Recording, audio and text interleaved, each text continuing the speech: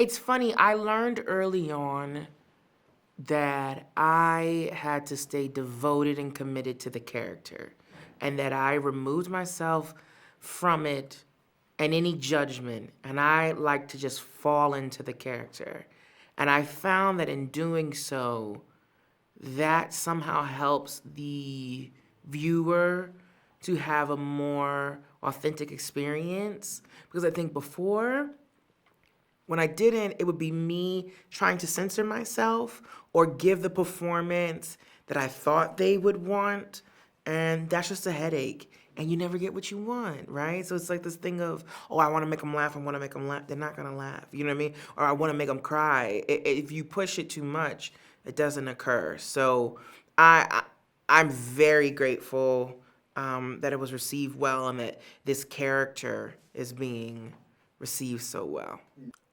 Honestly, in the very beginning, it was a very unique situation. So I phrase it as there was two parts, right? There was like this first version, and then uh, they refigured things out, and there was a second version.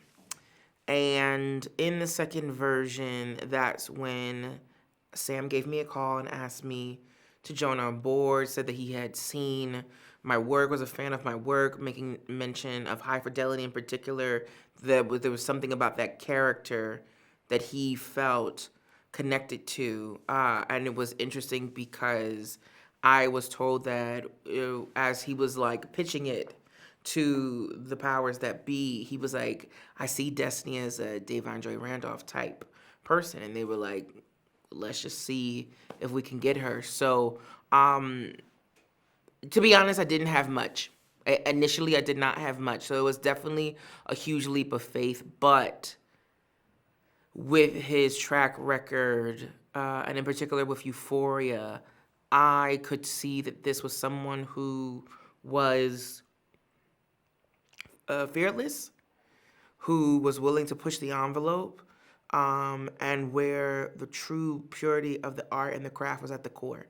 So for me, it was exciting because I knew when it all was said and done that this was going to come together. I didn't know how it was going to come together, but in a certain way, I think that was good for me as well because it didn't allow me to hold on too tightly to things. And it actually, I think, in watching it last night, there was different nuances and things that I did out of truly just being in the environment, in the situation, as opposed to going home and working on my lines and crafting this thing and all of that. It was a true, authentic experience. And for that, I'm very grateful that he presented a new process to us. And that truly, if it wasn't us all being on board, it wouldn't have worked. Right? So I think it's also having that ensemble as well that's willing to back it.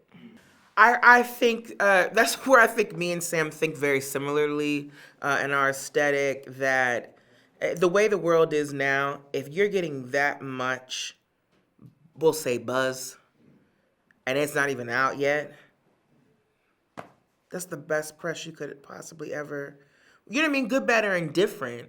And that's just the nature of how the world is right now. You know what I mean? Sound bites and that sort of thing. But the fact, if nothing else, people are going to watch it.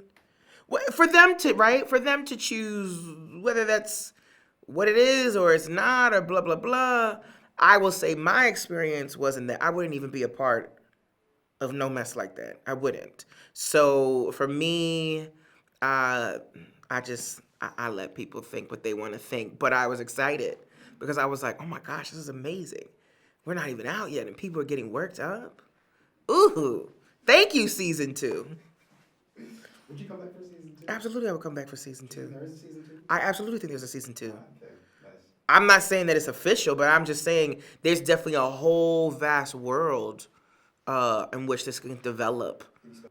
Abel is an amazing performer and a very hard worker.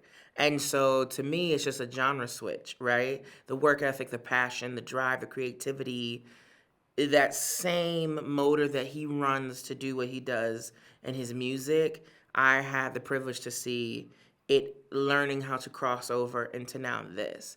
His passion and we literally filmed in his house.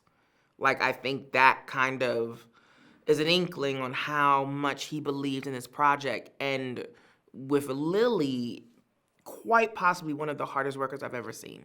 That, in a sense, mirrored Jocelyn. Like, there's a particular scene of a music video of it. But we could do it one more take. And I'd be like, Lily, we got it. Like, I'm tired, so we got it. And she's like, no, it could be better. And da-da-da. So, you know, her work ethic is immense. And this is a great platform to see what she brings to the table. I think it would be a disservice to her talent if it was made to think that, oh, and now she just showed up. No, she's extremely well-versed and extremely talented. And I said to her last night, I was like, at this point, anything you want, you can have. And the people will be beating down your door. I love the opening. The opening alone, any actor, as we were saying, of me being trained, as they were doing that scene, I was like, this is it. This is it. Because she's literally showing you that, because to me, that's acting. How malleable can you be? The success of an actor, the diversity, the range, the people I think of that I look up to, and what I try to implement in my career is that there's a range. They will literally play one thing, and then the next job is something completely different. And that takes guts, too, because you're as great as the last thing you did. So let's say I play, I don't know, a banker.